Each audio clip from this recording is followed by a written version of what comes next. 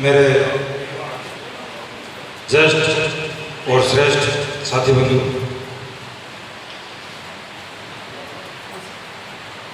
खुला मंच में अपन बात करें तो नॉर्मली बातें वो ही आ रही हैं जो अपन लंबे समय से संघर्षरत हैं। लेकिन लंबे समय से संघर्षरत अपन, मेरा एक व्यक्तिगत सुझाव है कि कुछ बिंदु ऐसे होते हैं जिनको अपन 11 सूत्री मांग पत्र, 9 सूत्री मांग पत्र, 13 सूत्री मांग पत्र पर रख के उसके समाधान स्तर तक नहीं जा सकते हैं। अपने संगठन को उसके लिए जैसे तृतीय श्रेणी स्थानांतरण की बात करूं मैं, तो पर्टिकुलर मुद्दे पे अलग से मुहिम चलाकर अगर अपन काम करवाने की कोशिश करेंगे तो जहां तक मैं समझता हूं अपन सफल हो पाएंगे। अभी आज अपन कोई डिमांड कर सकते हैं, आचार संहिता लग चुकी है, अपन आज लिखित में कि आज हमें बुक चाहिए तो नहीं हो सकता। लेकिन एक मुद्दा जो वर्तमान समय में सबसे अहम है, तृतीय श्रेणी स्थानांतरण, बहुत लंबे समय से लंबी चल रहा है और हर बार जब प्रयास करते हैं तो वो छोटे बच्चे को बहलाने के लिए लॉलीपॉप दे दिया जाता है कि बेटा सुस्ता रहा, मीठा लग रहा है। तो अपने को भी कि भाई आपकी एक दिन की छुट्टी की घोषणा मांग ली है, टाइम की मांग ली, कुछ नहीं आना जाना इसमें। आज सभी पार्टियां गिनती के दिनों में 3-4 दिन में घोषणा पत्र आने वाले हैं और राजस्थान के सबसे बड़े शिक्षक संगठन का कार्यकर्ता होने के नाते उसी शिक्षक संगठन के प्रति मेरा ये मानना है कि अगर वो संगठन प्रभावी रूप से अपना अहम मुद्दा, आज के दिन का व्यक्तिगत जो जरूरत मुद्दों की बात कर रहे हैं कि इसको घोषणा पत्र में शामिल करने के लिए अपन बाध्य करें। बिल्कुल एक संगठन बाध्य कर सकता है और अपन बाध्य करें सभी पार्टियों को कि अपने घोषणा पत्र में शामिल करें इस बिंदु को। अगर कोई सरकार यह कह सकती है कि हम 100 दिन के अंदर ये लोन माफ कर देंगे, 100 दिन में वो कर देंगे, तो वो सरकार ये भी कह सकती है कि 100 दिन के अंदर जो स्थानांतरण नीति वर्षों से नहीं, दशकों से लंबी चलती आ रही है और उस नीति के नाम पर अपने को मीठी गोली दे दी जाती है कि चूसते रहो बेटा, वो स्थानांतरण नीति 100 दिन के अंदर बने। 100 दिन में नीति बनते ही 100 दिन का 90 दिन भी किया जा सकता है, लेकिन 101 नहीं। उस नीति के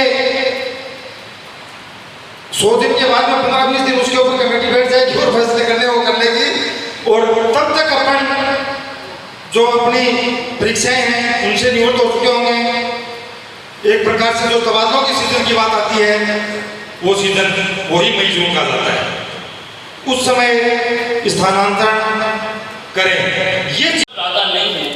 महिला कर्मचारी के संबंध में 7 संशोधन भी उन पर आश्रित होते हैं, इसलिए उनके इलाज हेतु 7 संशोधन को सम्मिलित किया जाना चाहिए।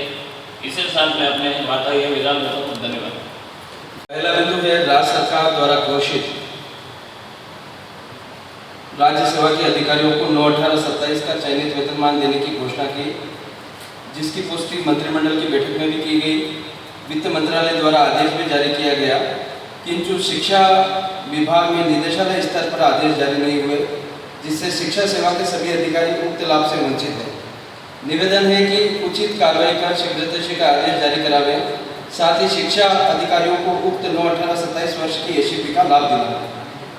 नंबर 2, जो ज्वलंत मुद्दा है बीएलओ और बीएलओ सुपरवाइजर का। मैं खुद भी 6 वर्ष से बीएलओ सुपरवाइजर हूँ, तो सुपरवाइजर का काम भी करना है और चुनाव में प्रिसाइडिंग ऑफिसर भी बनना है, दोनों तरफ कार्य करना है। तो इससे कर्मचारियों का शोषण हो रहा है, तो इस कार्य से शिक्षा विभाग के कर्मचारियों को मुक्ति दिलावे। तीसरा पॉइंट है नवीन यूपीएस से जो सीनियर सेकेंडरी विद्यालय बने 21-22 के बाद, उन सभी विद्यालयों में पदों का आवंटन करवाया जाए जिससे अधिकाधिक साथियों को पदोन्नति का फायदा मिले। चौथा पॉइंट है, संगठन में जो योग्यता अभिवृद्धि प्रकरण है, जिस प्रकार हम एसीपी प्रकरण की मॉनिटरिंग संगठन करता है, उसी प्रकार संगठन योग्यता अभिवृद्धि प्रकरणों की भी मॉनिटरिंग करे, जिससे शिक्षा अधिकारियों के कार्यालय में भाई बंधुआवाद न होकर प्रत्येक शिक्षक को फायदा मिले और अधिकारियों से संपर्क कर योग्यता अभिवृद्धि का भी अभियान चलाया जाए, जिसमें अधिकाधिक जो योग्य शिक्षक हैं वो अपनी योग्यता दर्ज करवा सकें और उनको भी पदोन्नति का फायदा मिल सके। जय हिंद। मंच सामने विराजित संगठन के ज्येष्ठ कार्यकर्ता बंधुओं, आज खुले मंच में शिक्षक समस्याओं के ऊपर सभी अभ्यर्थी बात कर रहे हैं। कुछ बिंदु मैं भी संगठन के संज्ञान में लाना चाहूँगा जो समाधान के योग्य है या संगठन को इसका समाधान करवाना चाहिए। माध्यमिक शिक्षा में प्रधानाध्यापक का एक पद हुआ करता था, सरकार ने उस पद को समाप्त कर दिया है और उसकी जगह उप प्रधानाचार्य का नया पद सृजित किया है। मेरा निवेदन है कि जब प्रधानाध्यापक पद पर सीधी भर्ती होती थी तो कुछ युवा लोग उस पर सीधी भर्ती से आते थे और अनुभव और युवा का सामंजस्य होकर शिक्षा विभाग नई ऊंचाइयों की ओर अग्रसर होता था। लेकिन अब 100% पदोन्नति से भरने का जो प्रधानाचार्य पद पर प्रावधान किया है वो विभाग के हित में नहीं है। 50% पदों पर सीधी भर्ती होनी चाहिए ताकि युवा जो है इस प्रशासनिक पद पर आ सके और अपने नवाचारों से विभाग को लाभान्वित कर सके, और 50% पद पर पदोन्नति होनी चाहिए ताकि जो हमारे अनुभवी शिक्षक साथी हैं वो इस प्रधानाचार्य पद पर अपने अनुभव का लाभ शिक्षा विभाग को प्रदान कर सके। तो प्रधानाचार्य के 50% पदों पर सीधी भर्ती और 50% पदों पर पदोन्नति का प्रावधान जो है वो सभी शिक्षक के हित में है। ये ऐसा सरकार से आग्रह किया जाना चाहिए। डीपीसी सरकार ने इस बार प्रावधान किया है कि वर्ष में 2 बार डीपीसी की बैठक होगी, लेकिन बड़ा खेद है कि 3 साल की डीपीसी नहीं हुई। सेकंड ग्रेड की उदयपुर मंडल की 3 साल की बकाया है, वरिष्ठ अध्यापक से व्याख्याता की 3 साल की बकाया है। 2 साल डीपीसी बैठक का प्रावधान करने से कोई फायदा नहीं मिला है। डीपीसी जब हुई नहीं तो प्रावधान करने का कोई फायदा हमारे शिक्षक साथियों को नहीं मिल पाया है। तो जब भी डीपीसी हो, सरकार ने अभी आनंद फानंद में सुनने में आ रहा है कि डीपीसी की तैयारी भी की है और हो रही है, लेकिन आचार संहिता लग गई है तो अभी कोई संभावना नजर नहीं आ रही है। तो सरकार से आग्रह रहेगा कि तुरंत इस आचार संहिता के समाप्त होते ही 3 वर्षों की जो बकाया डीपीसी है सभी संवर्ग की वो शीघ्र पूरी की जाए। डीपीसी नहीं होने से नुकसान हो रहा है कि व्याख्याता और वरिष्ठ अध्यापक के पद तो खाली चल रहे हैं और इधर हमारे 33 श्रेणी अध्यापक पर सीधी भर्ती से जो शिक्षक साथी आ रहे हैं उनको नियुक्ति के लिए खाली पद नहीं मिल रहे, तो उनको पद विरुद्ध लगाया जा रहा है। और पिछले 1 महीने में शिक्षा व्यवस्था में जो पदस्थापन जो है वो इतनी अव्यवस्था हो गई है कि पता ही नहीं चल रहा है कि कौन व्यक्ति कहाँ काम कर रहा है। 3rd ग्रेड को 2nd ग्रेड के विरुद्ध लगा दिया है, हिंदी वाले को अंग्रेजी के विरुद्ध लगा दिया है, अंग्रेजी वाले को लेक्चरर के अगेंस्ट लगा दिया है। तो ये जो अव्यवस्था है पदोन्नति होने से अपने आप इसका समाधान हो जाएगा, ऐसा मेरा आग्रह है। एक मेरा आग्रह है कुक कम हेल्पर, वो हमारा सहयोगी है। अगर कोई प्राइमरी विद्यालय है तो मैं कह रहा हूँ अगर वहाँ एकल अध्यापक है या 2 अध्यापक भी है तो कुक कम हेल्पर का वहाँ काफ़ी सहयोग होता है।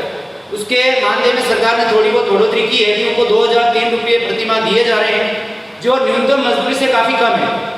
तो मेरा आग्रह रहेगा कि उसके काम को देखते हुए, क्योंकि कुक कम हेल्पर सफाई का कार्य भी करता है, वो पानी अगर पिलाने के लिए पानी लाना तो वो भी काम करता है, विद्यालय की साज सज्जा के लिए भी काम करता है। तो उसके कार्य को देखते हुए उसका कम से कम मासिक मानदेय 5000 रुपये प्रतिमाह होना चाहिए ताकि विद्यालय सहयोग में उसका हम अधिक से अधिक लाभ ले सकें। इसके साथ ही दूध गर्म करने के लिए किसी का ध्यान नहीं जाता है। सरकार की तरफ से दूध गर्म करने के जो पारिश्रमिक है वो 500 रुपये दिया जा रहा है। अब मान लो महीने में 20 वर्किंग डे होते हैं, अमूमन 20 से कम तो होते ही नहीं है, तो 20 से 25 दिन कौन व्यक्ति आएगा आपके 500 रुपये में? 20 रुपये प्रतिदिन में कौन आएगा वहाँ दूध गर्म करने के लिए? लेकिन न जाने अधिकारी कैसे बैठ के योजना बनाते हैं कि 500 रुपये में पूरे महीने दूध गर्म करना। मैं कह रहा हूँ दूध गर्म नहीं करना, यूँ ही किसी को बुलाओ कि मैं 500 रुपये दूंगा, रोज मेरे से मिलकर जाना, तो भी कोई आपके पास नहीं आएगा। बड़ा यूँ लगता है कि कैसे योजना बन गई होगी ये 500 रुपये में दूध गर्म करना। तो सरकार से मेरा आग्रह है कि दूध गर्म करने वाला जो मानदेय है उसका कम से कम 2500 रुपये प्रतिमाह किया जाए। और ये दूध का जो पाउडर का दूध बनाते हैं, मैं ग्रामीण क्षेत्र से आता हूँ, ग्रामीण क्षेत्र में बच्चे वास्तव में गाय भैंस बकरी का दूध पीते हैं और जब उनको पाउडर का दूध बना के पिलाते हैं तो वो बच्चे कहते हैं सर नहीं पिएंगे हम, हमें उल्टी हो जाती है, ये हो जाता है। मैं कह रहा हूँ सरकार 2 दिन ही दूध दे, 3 दिन दे, लेकिन उनको वास्तविक दूध दे। इस पाउडर वाली बीमारी को बंद करें। ये बच्चे जो है इसमें रुचि नहीं ले रहे और बच्चों को इसका कोई लाभ नहीं मिल पा रहा, यही वास्तविकता है। तो इस पाउडर को बंद करके वास्तविक दूध चालू किया जाए, चाहे 2 दिन ही रहे। एक मेरी अंतिम बात है, संविदा कर्मी के रूप में विद्यालय सहायक, पंचायत सहायक, विद्यार्थी मित्र, शिक्षा सहयोगी, पैरा टीचर विभाग में कई कार्यरत रहे हैं। उनको अभी सरकार ने अलग कैडर बना के उनको अनुभव के आधार पर उनका जो है मानदेय बढ़ाया है, वेतन बढ़ाया है। लेकिन मेरा आग्रह रहेगा कि क्योंकि वो 10 साल, 20 साल, 15 साल से किसी न किसी विभाग में अपनी सेवाएं दे रहे हैं, तो जितने भी संविदा में जो 10 साल से अधिक की सेवा दे चुके हैं, 15 साल से अधिक की सेवा दे चुके हैं, तो उनकी सेवा को देखते हुए, उनके कार्य को देखते हुए उनके लिए पद सृजित कर उनको नियमित किया जाए। ऐसा सरकार ने भी किया भी है। मदरसों में जो 5000 पैरा टीचर है उनके लिए अभी 9 तारीख को आचार संहिता लगी थी और 8 तारीख को उनके लिए पद सृजित कर उनके समाजन के आदेश नियमित करने के आदेश सरकार ने जारी किए हैं। तो ऐसा हमारे सभी संविदा कर्मियों के लिए हो सकता है। इस मुद्दे को भी सरकार के संज्ञान में लाएं और इसका समाधान कराएं। बहुत बहुत धन्यवाद। जय हिंद, जय भारत। सामने विराजमान मेरे सभी शिक्षक साथियों, गुरुजनों, खुले मंच के माध्यम से जो शिक्षक समस्याओं के निमित्त यहाँ हमको आमंत्रित किया गया है, उसी क्रम में जो बहुत सारी समस्याएं थी वो आपके सामने आ चुकी है। मेरी कुछ समस्याएं शिक्षक हितार्थ में है और देश निर्माण के संबंध में भी है। मेरा मंच के माध्यम से आग्रह है कि उन समस्याओं को बिल्कुल सरकार के पास पहुंचाने का कष्ट करें और सरकार के पास पहुंचाने के बाद उनको लागू करवाने का कष्ट भी करें। नवीन सरकार जो भी गठित होगी, मेरा मंच के माध्यम से आग्रह है, वैसे सबके चेहरों से लग रहा है कि सरकार अच्छी ही आएगी। पुरानी सरकार ने जो ओपीएस की घोषणा की थी उसको ये बड़ी कड़वी बात है।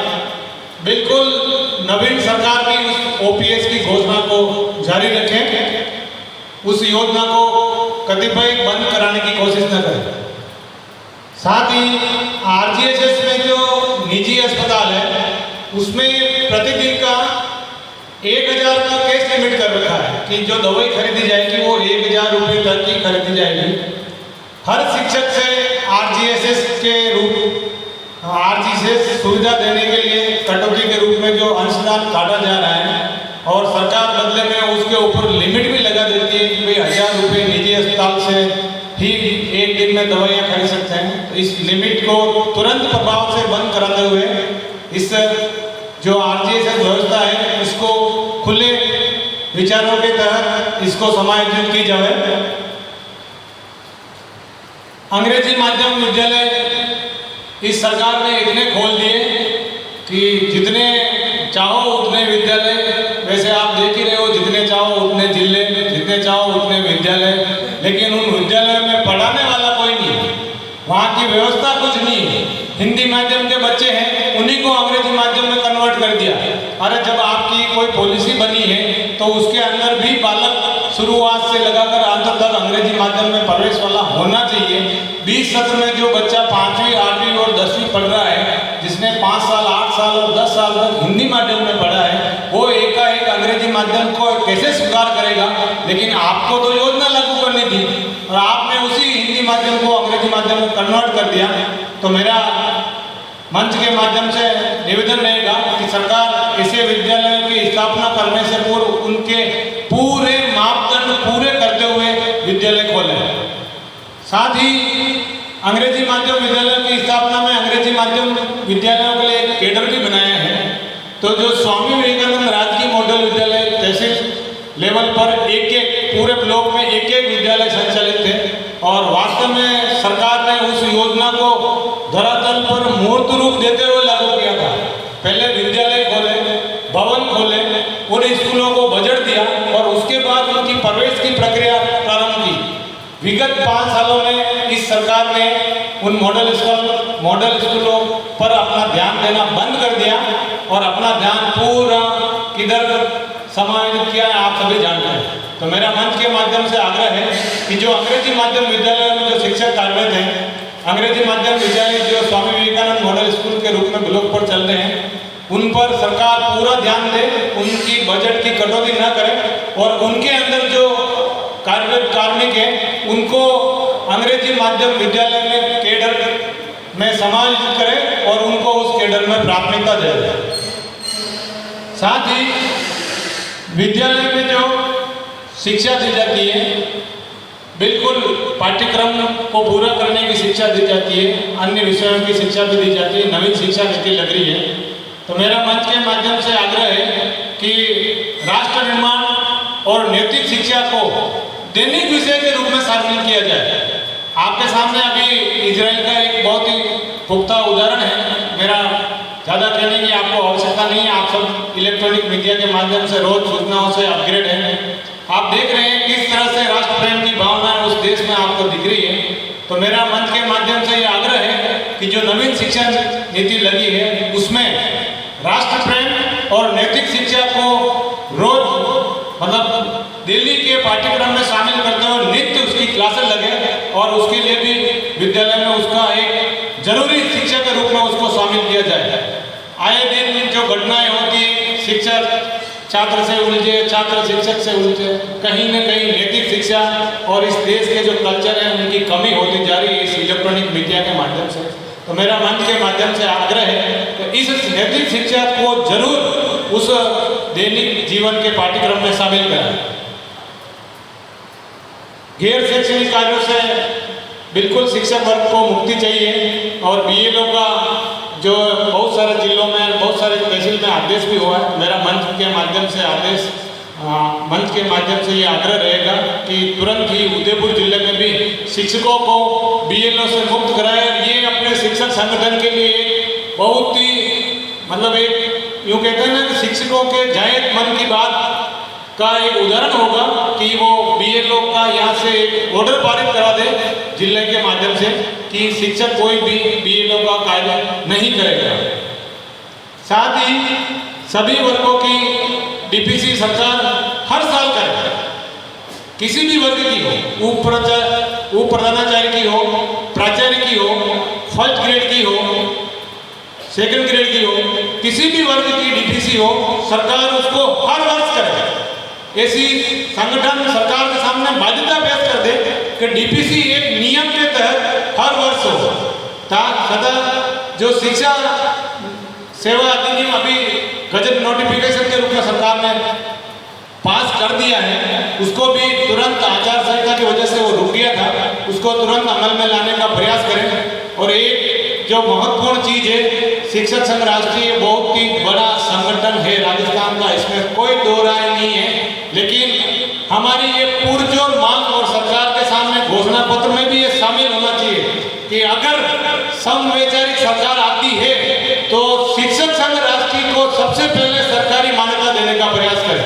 जय संगठन, जय राज्य। सम्मानित मंचासीन अतिथि और समस्त शिक्षक साथियों, मैं आज खुला मंच पर राजस्थान शिक्षक संघ राष्ट्रीय के इस खुले मंच पर पहली बार अपना उद्बोधन दे रहा हूँ, अपनी बात को कह रहा हूँ। मेरी बात पूर्व में राजवीर सिंह जी ने कह दी थी, तो अब आपने कहा कि उसको रिपीट नहीं करें, लेकिन मैं थोड़ा मेरे तरीके से उसको रिपीट करना चाहूँगा, उसको कहना चाहूँगा। वर्तमान में जो मुद्दा है अपना शिक्षकों का, जो एक महत्वपूर्ण मुद्दा कह सकते हैं, और शिक्षकों में भी एक वर्ग बन चुका है, तृतीय श्रेणी अध्यापक वर्ग। उनका एक मुद्दा, सबसे बड़ा मुद्दा, उनका स्थानांतरण। वास्तव में स्थानांतरण जो शब्द है, वो जो अपने स्थान पर कार्य कर रहा है, जो अपने क्षेत्र में कार्य कर रहा है, अपने जन्मस्थल के आसपास जो कार्य कर रहा है, वे इस शब्द को नहीं समझ पाएंगे। उस शब्द को वही शिक्षक समझ पाएंगे, वही उसके बारे में कह पाएंगे, वही उनकी व्यथा बता पाएंगे जो दूर दराज क्षेत्रों में कार्य कर रहे हैं, अपने जन्मस्थल, अपने माता पिता अपने बच्चे, अपने सास ससुर को छोड़ करके जो दूर दराज क्षेत्रों में कार्य कर रहे हैं, वही शिक्षक स्थानांतरण शब्द का महत्व जान पाएंगे। अभी मैं 2-4 दिन पहले की बात बताऊं, मेरा एक साथी भीलवाड़ा से अपने यहाँ कार्य कर रहा है। वे उसकी जो माताश्री जो है उनको कैंसर है और कैंसर का इलाज चल रहा है। वो लगभग 7-8 साल हो गए अपने क्षेत्र में, यहाँ मावली के क्षेत्र में कार्य कर रहे हैं। जब भी छुट्टी मिलती है वो घर पे चले जाते हैं, वापस आते हैं। और उनको एक उम्मीद थी कि इस बार छुट्टियों में, लगभग गर्मी की छुट्टियों में ट्रांसफ़र होगा। उनके माता पिताओं को भी उम्मीद थी कि मेरा बेटा मेरे पास रहे। और जब ये आचार संहिता लग चुकी है, उसके बाद वो उसके माता पिता ने कहा कि अब तो तू आएगा, हमारे मरने के बाद ही आएगा, उससे पहले तू यहाँ नहीं आ सकता है, हमारी सेवा नहीं कर सकता है। तो उस शिक्षक साथी की जो व्यथा है, उसका जो दर्द है, उसके माता पिता भी जानते हैं और वो खुद शिक्षक भी जानता है। तो मेरा संगठन के माध्यम से आग्रह रहेगा सरकार के संबंध में कि वे स्थानांतरण, जो भी वर्तमान में बहुत सारे थर्ड ग्रेड शिक्षक जो स्थानांतरण चाहते हैं, उनका स्थानांतरण तो करें ही, उसके साथ साथ भविष्य के लिए भी जो शिक्षक तृतीय श्रेणी के जो शिक्षक हैं, उनके स्थानांतरण की एक स्थायी नीति बने। और वो शिक्षक कम से कम ये तो कह सके कि मुझे कब तक यहाँ कार्य करना है, मैं अपने क्षेत्र में कब तक जा पाऊंगा और अपने माता पिता और अपने क्षेत्र में कुछ कर पाऊंगा। तो उसकी मानसिकता भी सही रहेगी और उसका कार्य जो होगा, उसका पूरा कार्य वे अपने बच्चों को और अपने क्षेत्र में दे पाएगा। यही मेरी आशा और उम्मीद है कि आप भी भविष्य में भी इस बात को आप पुरजोर के साथ उठाएंगे। जय भारत, जय संगठन।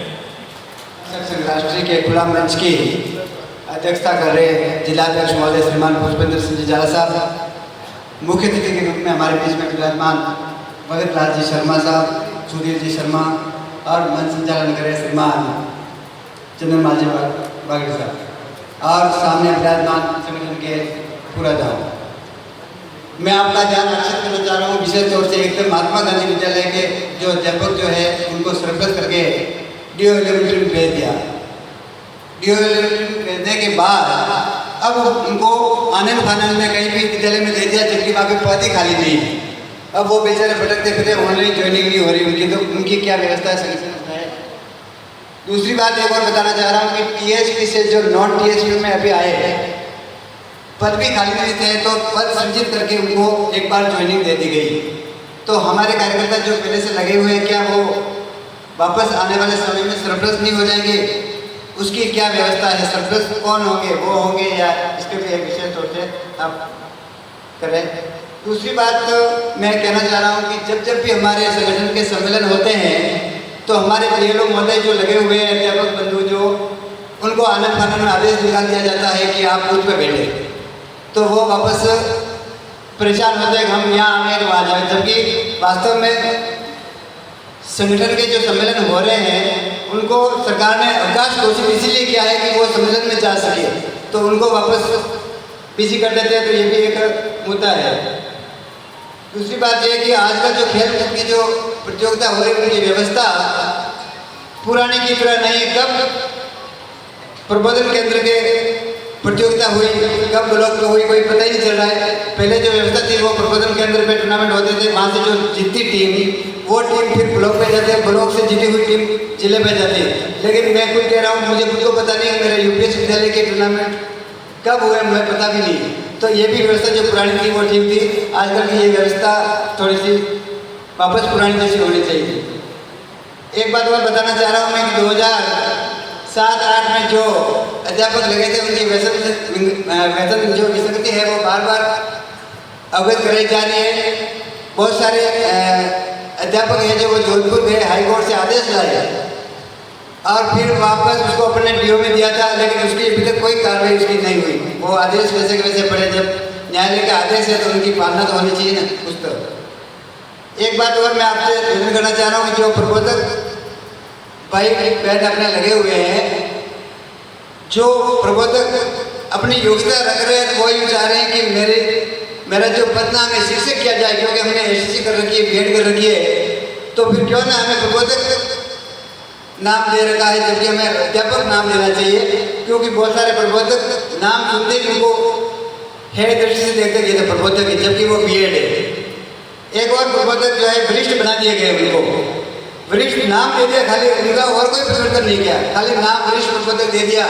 अभी मेरे कल मिला था एक आदमी जो पोलिंग में तीसरे नंबर पे था, पोलिंग पार्टी का, अब वो वरिष्ठ प्रबोधक और तीसरे नंबर पे दे रखा है, तो उस नाम से क्या मतलब निकला उसका?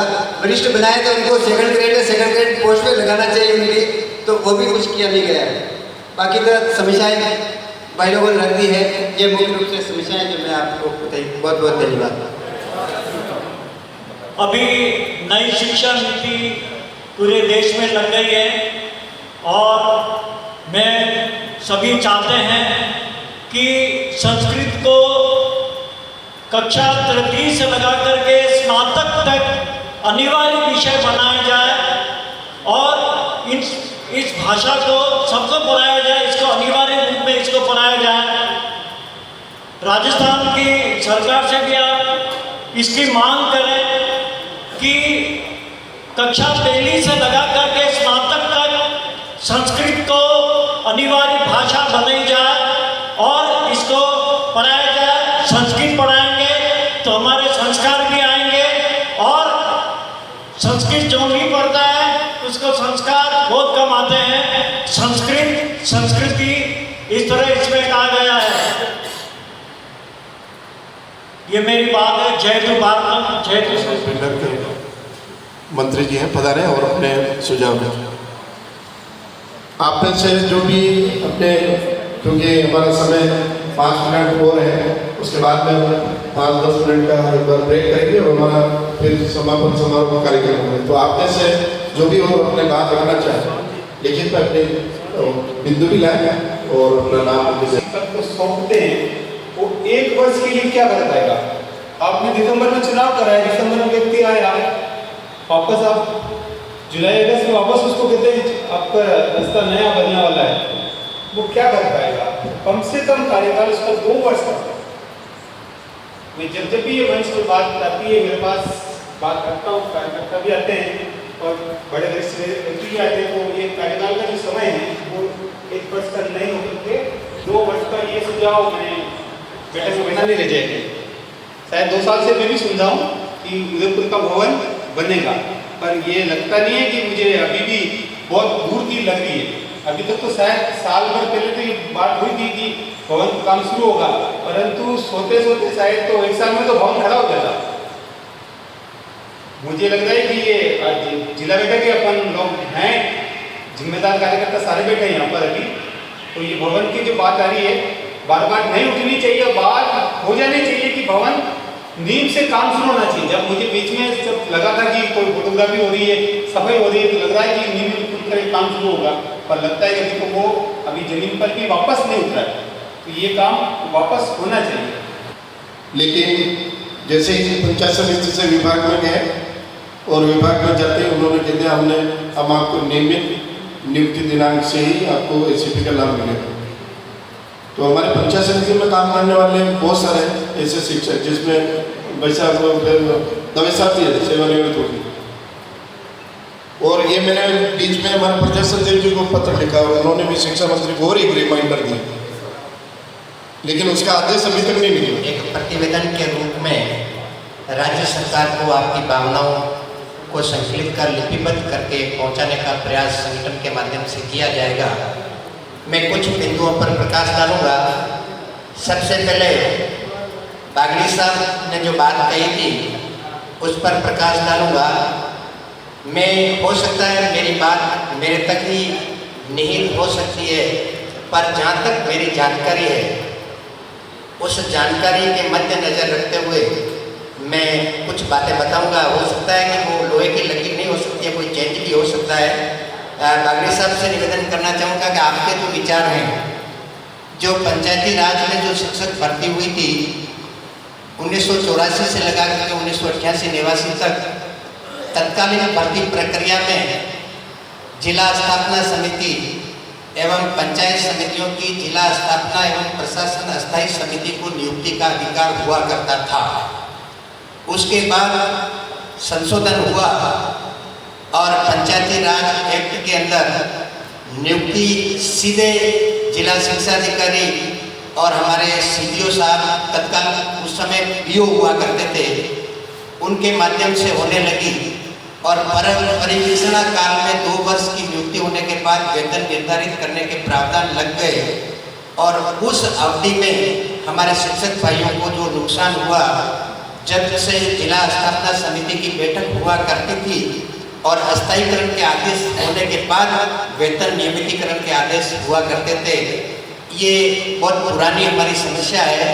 संगठन निश्चित तौर पर सरकार को ध्यान दिलाएगा और इसके लिए हमको प्रयास करने चाहिए।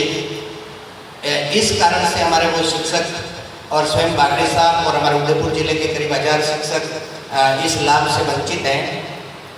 दूसरी बात बागड़ी साहब ने भी बताई थी L15 की, तो सामान्यतः अपने देखते हैं कि व्याख्याता से प्रमोशन हुआ और कोई प्रधानाचार्य पद पर प्रमोट होकर के गए थे, तो लेक्चरर से सीधा L16 के अंदर उनका वेतन नियमितीकरण होता था। तो हमारे वाइस प्रिंसिपल साहब का L15 में क्यों हो रहा है, L14 में क्यों हो रहा है? तो ये हमारी वाजिब मांग है। हमको प्रशासन और सरकार को अवगत कराना चाहिए कि जितने भी हमारे वीपी साहिबान हैं, वाइस प्रिंसिपल महोदय, उनको भी L15 का लाभ देना चाहिए। हमारे साथी मामले से राजवीर जी ने बताया था प्रति श्रेणी शिक्षक हस्तांतरण को लेकर के, तो कल हमारा जो प्रथम दिवस का कार्यक्रम था, हमारे सभी संभागीगण की इच्छा थी कि 5 वर्ष में राजस्थान शिक्षक संघ राष्ट्रीय प्रदेश नेतृत्व के माध्यम से सरकार के सामने हम किस रूप में हमारे पक्ष को रखते आए और हमने जो 5वें अंतिम जो हमारा साल था उसमें संघर्ष का बिगुल बजा था और हमारे प्रदेश नेतृत्व ने सरकार से संघर्ष प्रारंभ किया था और उसी कड़ी में क्रमिक अनशन को लेकर के हमारी महारैली और महापंचायत, इतने संघर्ष के जो कार्यक्रम हुए थे, सरकार और शिक्षक संगठन के अभिमत कहाँ तक पहुँचा और किस रूप में हमारी मांग सरकार के साथ रखी, ये हमारे प्रदेश पर्यवेक्षक महोदय के मुखारबिंद से हम सुनना चाहते थे, पर उस विषय को हम छू नहीं पाए। हमारी सबकी इच्छा थी कि किस रूप में आज तक संगठन और सरकार के बीच क्या वार्तालाप हुई है, वो हमें आदरणीय राठौड़ साहब अवगत करा पाएंगे, क्योंकि मेरे लेवल की ये बात है नहीं। आगे की कड़ी में जैसा कि अभी बताया था, ऑनलाइन जो ये उपस्थिति वाला मामला है, ये संगठन के प्रयास से भी सरकार ने विड्रॉल किया है, लेकिन हमें इस ओर थोड़ा सक्रिय रहना पड़ेगा, क्योंकि आज नहीं तो कल हमने वो इलाके भी देखे हैं जहाँ शाला दर्पण के माध्यम से शिक्षकों की उपस्थिति करने के लिए भी नेटवर्क का अभाव है। तो और ये भी सुनने में आ रहा है, बहुत सारे शिक्षक भाइयों की ये समस्या थी कि उस 1-2 दिन वो ऐप तो चला था, तो जब शिक्षक विद्यालय में उपस्थित है लेकिन उसमें आ रहा है कि आप विद्यालय में उपस्थित नहीं, आपके लोकेशन विद्यालय में नहीं है, तो ऐसी विसंगति से शिक्षकों को निजात दिलाने के लिए हम प्रतिवेदन में भी समायोजित करेंगे और प्रदेश नेतृत्व भी हमारे बीच में है, तो प्रदेश सरकार के ऊपर भी हम इसका दबाव बनाएंगे। को कम हेल्पर की बात आदरणीय सर ने करी थी, बहुत ही जेन्युइन प्रॉब्लम है और उसमें मैं एक समस्या और जोड़ूंगा। जैसा कि आपको भी अवगत होगा, शंकर जी भाई साहब ने अभी बात बताई है कि 500 रुपये में दूध गर्म करना कराना, जहाँ मान लो 50 बच्चे हैं 1 to 8 में, वहाँ पर भी 1500 रुपये प्रति माह गैस सिलेंडर के नाम से दिए जा रहे हैं। जहाँ पहली से 8वीं तक 300 बच्चे हैं, वहाँ पर भी 1500 रुपये दिए जा रहे हैं। ये विसंगति भी दूर होनी चाहिए, बहुत जेन्युइन समस्या है ये। और 1500 रुपये जो ईंधन व्यय है उसको किस तरह से शिक्षक एडजस्ट करें, इसके स्पष्ट निर्देश जारी होने चाहिए। MDM आयुक्त महोदय के वहाँ पर भी संगठन का एक पत्र जाना चाहिए कि भाई आप जहाँ 50 बच्चे 20 बच्चे वहाँ पर 1500 रुपये दे रहे हो, जहाँ 300 बच्चे 400 बच्चे वहाँ पर भी 1500 रुपये दे रहे हो, ये समझ से परे है।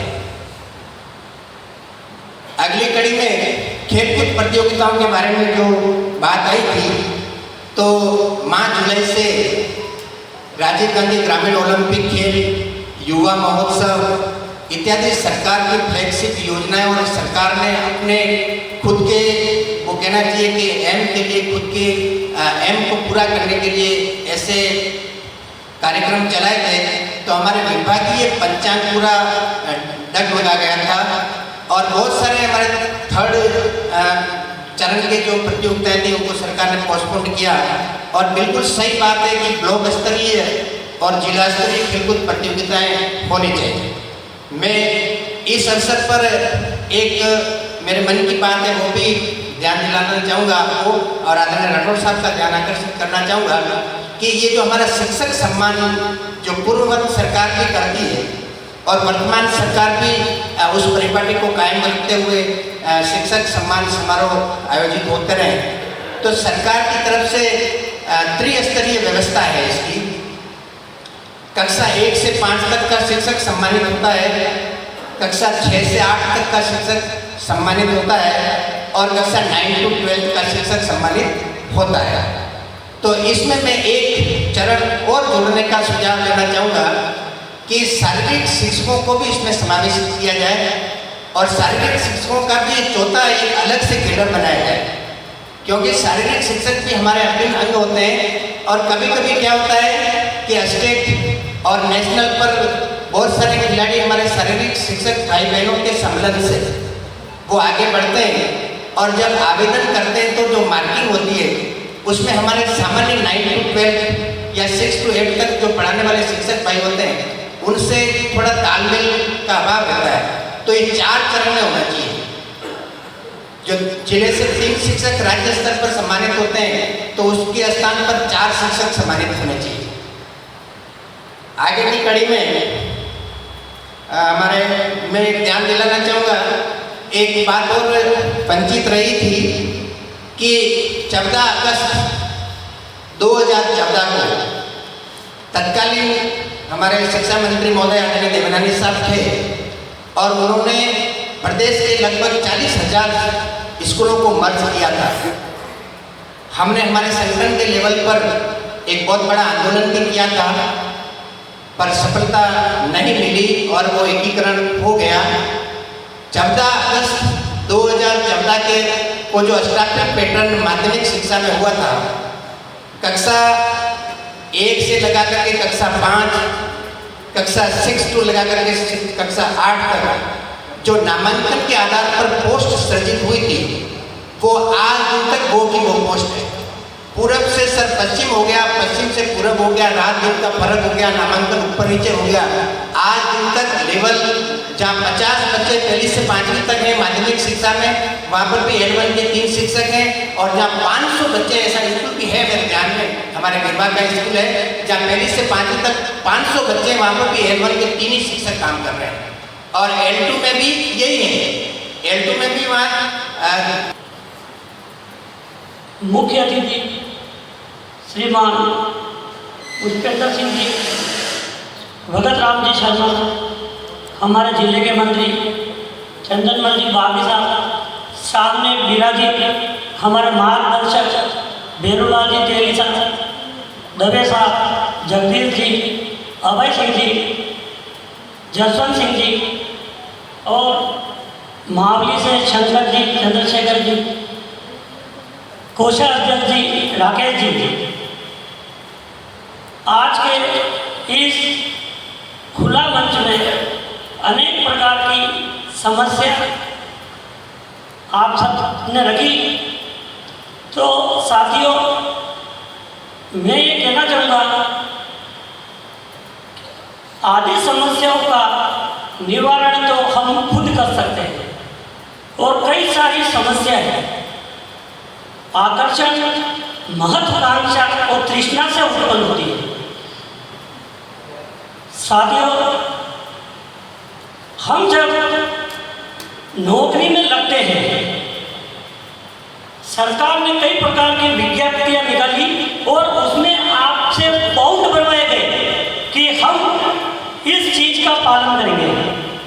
आज से बहुत से वर्ष श्रीमान अशोक जी गहलोत ने, आपको पता होगा कि 98 से 2003 तक शिक्षकों की भर्ती नहीं की, बैकडोर एंट्री से पैरा टीचर लगा दिए उन्होंने बिना किसी योग्यता के। और हमने एक ऐसी विभीषिका को अनुभव किया कि 5 साल तक उन्होंने हमारा बोनस भी नहीं दिया। जो 98 से पूर्व जो लगे हुए होंगे उन लोगों को पता होगा। तो साथियों, ये जो समय चल रहा है, अगर हम गर्म लोहे पर चोट नहीं करेंगे तो लोहा अपना आकार नहीं बदलेगा और ये हमारे पास आकार बदलने का समय है।